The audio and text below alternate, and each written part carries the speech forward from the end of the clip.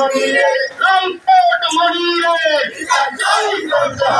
আমারে রাস্তা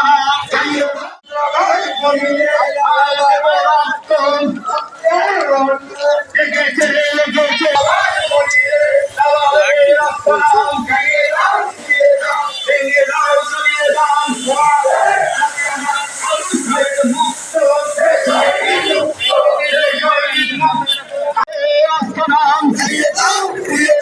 জ্বালিয়ে দাও পুড়িয়ে দাও সৈনী মুক্ত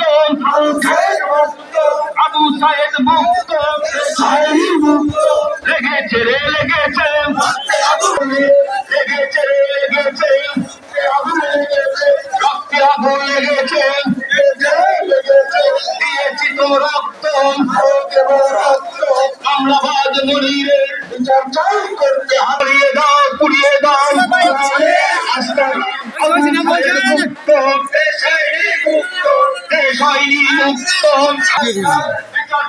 করতে হবে রামপট মনিরে লেগেছে রে লেগেছে রক্তে আগুন লেগেছে রামপট মনিরে রামপট মনিরে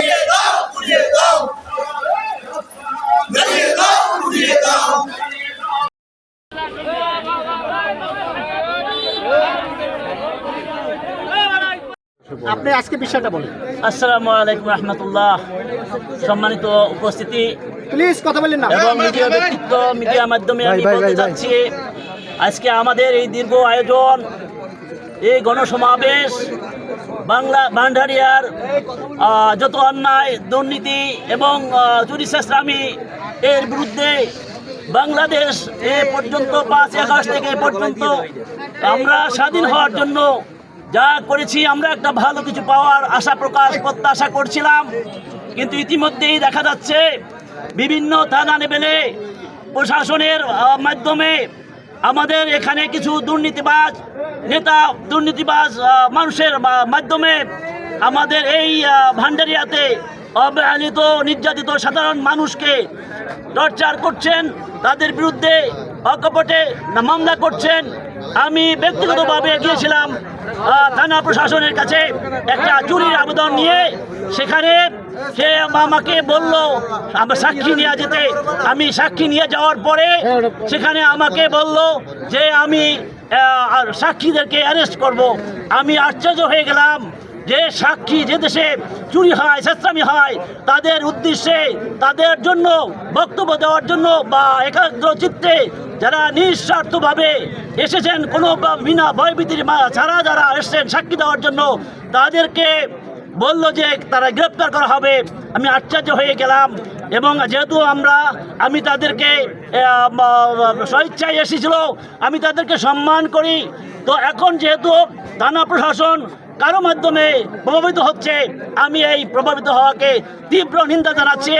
এবং আমি প্রশাসনকে বলছি, আপনারা ইনশাআল্লাহ অবশ্যই প্রভাবমুক্ত থাকেন। কোনো নেতা, কোনো অন্যায়কারী, কোনো দুর্নীতিবাজের পক্ষপাতিত্ব করবেন না।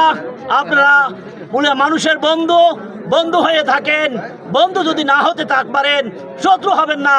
আপনারা জনগণকে ভালোবাসেন, জনগণকে কাছে থাকেন।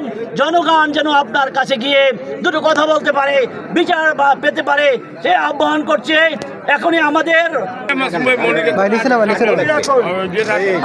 ভাইজানেরা, আমি আমার পরিচয় দিচ্ছি। আমি আখতারুজ্জামান সিকদার কানন। আমি এই র্যালি সমাবেশের আহ্বায়ক। আমার নেতৃত্বে এই অনুষ্ঠানটা হবে। আমি আসলে অতীব কষ্টের সহিত বলতে চাই যে আমি বিগত দিনে বিভিন্ন এই যে আমার যে আজকে যার বিরুদ্ধে এই আন্দোলন, যার বিরুদ্ধে এই আয়োজন, সেই মনে রাখুন আমি কয়েকবার তার সাথে কথা বলেছি, সেও আমার সাথে কথা বলেছে। আমি বলেছি এই চুরির এই ইসের বিচার তুমি করো। সে আমাকে আশ্বাস দিয়েছিল যে হ্যাঁ, আপনি থানায় এসে আমি আপনাকে ডাকবো, কিন্তু ডাকে নেই। বরংস যে বাদী, তাকে গ্রেপ্তারের জন্য সে সচেষ্ট হয়েছিল। যাক, যেভাবে হোক ওখান থেকে সে চলে এসেছেন। তো এখন আমরা আমরা এই যে থানা প্রশাসনকে প্রভাবিত করতে চাচ্ছেন, সেই মনিরাক্ষণের বিরুদ্ধে আমাদের এই যে র্যালি আজকের এই র্যালি সমাবেত হবেন এবং আপনারা মিডিয়া মাধ্যমে এখন বিগত দিনে বা আমি আজকে বহুদিন ধরে আমি 35 বছর বিদেশি ছিলাম, বিদেশে থাকার পর দেশে এসে আমি হিমশিম খাচ্ছিলাম। তো এখন যেহেতু একটা সুন্দর পরিবেশ ছিল বাংলাদেশে, আমরাও আশ্বাস ছিলাম, সাধারণ মানুষও আশ্বাস প্রত্যাশিত ছিল যে বাংলাদেশে হয়তো সাধারণ মানুষের কিছুটা হলেও মঙ্গল হবে। কিন্তু ভান্ডারিয়াতে দেখা যাচ্ছে ব্যতিক্রমধর্মী এক ঘটনা ঘটতেছে। এই মনিরাক্ষণ বিভিন্নভাবে থানাকে প্রভাবিত করার চেষ্টা করছে, বিভিন্নভাবে সে ফোন দিয়ে তাদের সেই চোর ছেচর যে আতিকুর রহমান আতিক মুন্সি, সে লাম্পট চোর, তাতে কোনো সন্দেহ নাই। আমি থানাকে বলেছিলাম যে আপনি আতিককে কেন গ্রেপ্তার করেন না, কেন সে আওয়ামী লীগ করেন এবং সে সন্ত্রাসী চুরি বা চাঁদাবাজির সাথে সে জড়িত, তারপর আপনারা তাকে কেন গ্রেপ্তার করছেন না? সে বলছে যে আমরা নতুন, আপনারা তাদেরকে ধরিয়ে দেন, আমরা কাউকে চিনি না। আমি তখন বলেছিলাম ঠিক আছে, আপনি নিশ্চিত থাকেন, আমি ধরে হাত পা বেঁধে আমি আতিক মুন্সিকে তখন আপনাকে খবর দেবো। তখন আবার সে অন্যদিকে দাবিত হয়েছিল। যাই থাক, আমি আসলে চাই এই যে মনিরাক্ষণ সেই চোর যে আতিকুর রহমান তার আত্মীয় হয়, তার ভাইপো হয়, যার জন্য সে সবসময় চায় সে যে আওয়ামী লীগ আমলে সে যত দুর্নীতি করেছেন, রাহাজানি করেছেন, আমার গ্রামবাসীকে জিম্মি করেছেন।